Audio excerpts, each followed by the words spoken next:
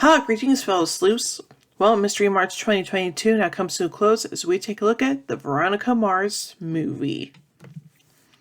9 years after the events of the show's third season, former teenage sleuth Veronica Mars has left the fictional town of Neptune, California, and moved to New York, where she is in a relationship with Stosh Pisnarski and has a job offer from the prestigious law firm Truman, Mann and Associates. She's contacted by her ex-boyfriend Logan Eccles, now a lieutenant in the United States Navy, who's been accused of murdering his girlfriend Carrie Bishop, a fellow Neptune High graduate who became a self-destructive pop star on a stage named Bonnie DeVille. He's being bombarded for offers of representation from lawyers, and Veronica agrees to return to Neptune and help Logan find one who will best represent him.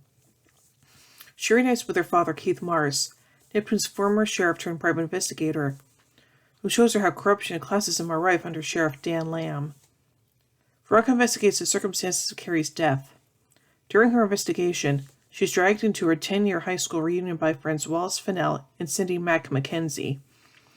There, she learns that former outlaw biker Eli Weevil Navarro is now a reformed family man. During the reunion, Veronica realizes Carrie's murder is connected to the death of Carrie's best friend, Susan Knight, who disappeared off a boat at sea 9 years earlier. After Veronica's nemesis Madison Sinclair plays a copy of Veronica's college sex tape with Piz, a fight breaks out. The reunion comes to an abrupt end as Veronica sets the sprinklers off. She attends an after-party and speaks with Dick Casablancas, Luke Haldeman and his fiancée Gia Goodman, and Stu Cobbler, all of whom are with Susan and Carrie on the boat the night Susan disappeared.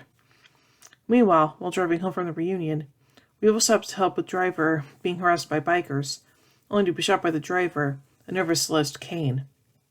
The sheriff's department plants a gun so that Celeste can claim self-defense, and Keith agrees to prove Weevil's innocence.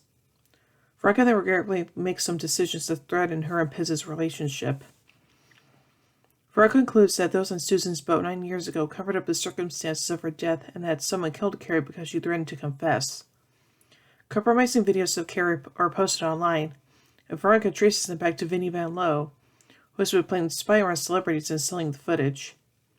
Veronica uses Vinnie's footage to prove Gia lured Logan out to Carrie's home on the night of her murder, suggesting that she and Luke killed Carrie and framed Logan. Lamb ignores her evidence and refuses to follow up, but unbeknownst to him, Veronica records the conversation. Having stayed in Neptune longer than planned, Veronica calls Piz in New York to explain that she cannot return yet, and Piz breaks off their relationship. Truman and Mann rescinds their job offer, which results in an argument between Keith and Veronica about what she's doing with her life. Keith has a clandestine meeting with Deputy Sachs about Weevil's case, but they are attacked by an unknown driver in a truck who slams into Sachs' car, killing him and leaving Keith in critical condition. Veronica and Logan sleep together, reaffirming their relationship. Veronica sends bugged flowers to Gia's apartment and calls her, playing recordings of Carrie's voice, hoping to scare Gia into confessing to being the mastermind behind Carrie's death. Gia panics and calls Cop, revealing his involvement. Veronica goes to Gia's apartment to confront her, where Gia reveals that Cop is the mastermind of Carrie's death of framing Logan. Susan overdosed, and he took pictures of a panicked Carrie, Gia, and Luke dumping Susan's body and has been blackmailing them. Veronica's bug broadcasts everything via radio frequency, which she believed to be unused, but is actually that of a local radio station. Cobb hears a conversation over the radio from his apartment in the building opposite, then shoots and kills Gia through the window before coming after Veronica. She calls the police and lures Cobb to the basement before beating him unconscious with a golf club. Logan returns active duty in the Navy but promises to come back to Veronica. Cobb's photo and secret recording of Lamb refusing to investigate Veronica's claims leak online, forcing Lamb to arrest Cobb, who calls to oust Lamb from office. Keith and Weevil recover from their injuries, but Weevil returns to the criminal lifestyle. Aww. Veronica takes over her father's private investigator business with Mac as her assistant, resolved to help fight Neptune's corruption. Nice. So now let's take a look at the production of this movie, beginning with the development. From the series cancellation, Rob Thomas wrote a feature film script to continue with the storyline, but Warner Bros. Opted out to fund the project at the time. On March 3, 2013, Thomas' star Kristen Bell launched a fundraising campaign to produce the film through Kickstarter, offering various incentives to those who donated $10 or more. Bell, Thomas, Enrico Colantoni, Ryan Hansen, and Jason Doring appeared in a video promoting the campaign, and attained the $2 million goal in less than 11 hours. In its first day on Kickstarter, the project broke the record as the fastest project to reach first 1 million, then 2 million. It also achieved the highest minimal pledging goal achieved, and became the largest successful film project on Kickstarter at the time. On its final campaign day, the project broke the record for the most backers on a single Kickstarter project, previously held by the Double Fine adventure. Afterwards, the film earned a green light from Warner Brothers digital distribution. The Kickstarter campaign ended on April 13th, with 91,585 donors raising $5,702,153. Damn! On April 5th, Thomas had completed the first draft of the script. In early April, Doring officially signed on for the film. In May, Thomas confirmed Colantoni would reprise his role as Keith Mars in the film. In June, it was announced that Percy Dykes III, Chris Lowell, and Francis Capra would return as Wallace Fennell, Stosh Pisbisnarski, and Eli Weevil Navarre, respectively. The same month, Sam Huntington, Amanda Norrit, Darren Norris, and Tina Majorino joined the cast. On July 14, 2013, it was announced that Leighton Meester would not be reprising her role of Carrie Bishop. Thomas stated, quote, "Sadly, Leighton was doing a different movie during the same time frame on the wrong coast. In the end, she was unavailable." She was replaced by music artist Andrea Stella, of whom Thomas is a fan. And now on to the filming. Principal photography began on June 17, 2013 in Los Angeles and lasted 28 days. Initial filming involved 120 scenes, which Tom described as, quote, an aggressive schedule. The Santa Monica Pier, the Vincent Thomas Bridge, the Edison Higgins Building were among the 20 locations used for the filming. Scenes were also shot at the Arts District of Los Angeles and at Long Beach, California. Following a test screening on October 2013, Warner Bros. Agreed to pay for an additional day of shooting in order to clarify a plot point. As a result, 2 scenes were shot during the following December. And now on to the music. The musical score for Veronica Mars was composed by Josh Kramer, who previously wrote the original background music to the television series.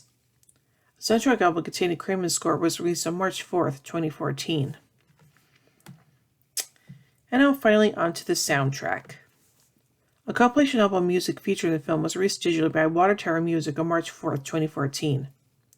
The song features the television series' original title song, We Used to Be Friends by the Dandy Warhols, as well as a new acoustic version by Alejandro Escovedo, and other songs by Ember X, Twin Sister, ZZ Ward, Sufjan Stevens, Max Schneider, Macintosh Braun, Typhoon, Lou Rawls, and Gregory Alan Isakov.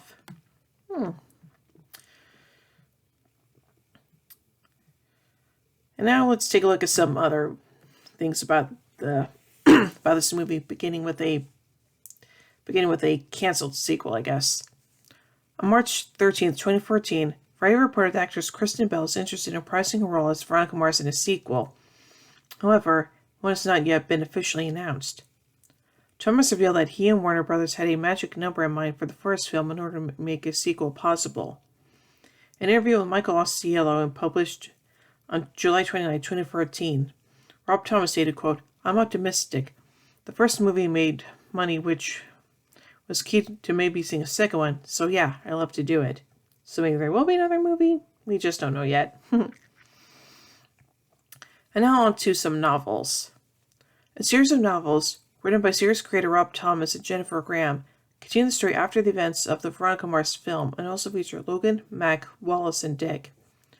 On July 15th, 2013, it was announced that Thomas and Alloy Entertainment signed a 2-book deal with Vintage Books. Picking up where the film ends, the first book in the deal, titled The $1,000 Tan Line, was published on March 25th, 2014, as a Vintage Books trade paperback, an ebook, and an unabridged audiobook read by Kristen Bell. The second novel, Veronica Mars, Mr. Kiss and Tell, also published by Vintage Books, was released on January 20th, 2015. Thomas said in interviews that the novels are canon and will not be negated by a future film. And on to a web spin-off. In addition to the book series, the CW announced plans for a web series centered on Ryan Hansen as a version of himself trying to make a Dick Casablancas spin-off of Veronica Mars. The Empire web series, Played Again Dick, premiered on CW Seed on September 8, 2014, before concluding on November 4th. And finally, the series continuation.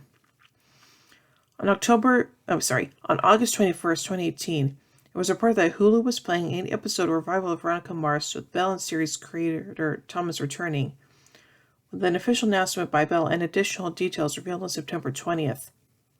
Thomas confirmed the revival would take place after the events depicted in the film and novels.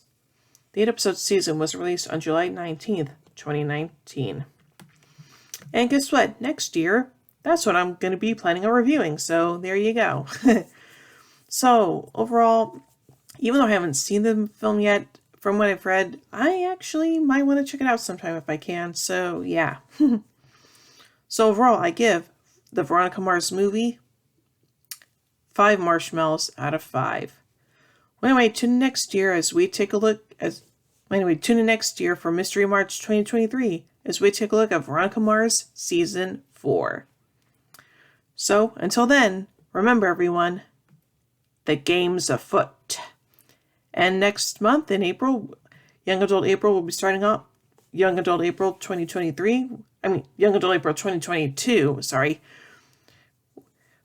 is coming up. And for that, we're going to be taking a look at the Hunger Games series. So, stay tuned for that.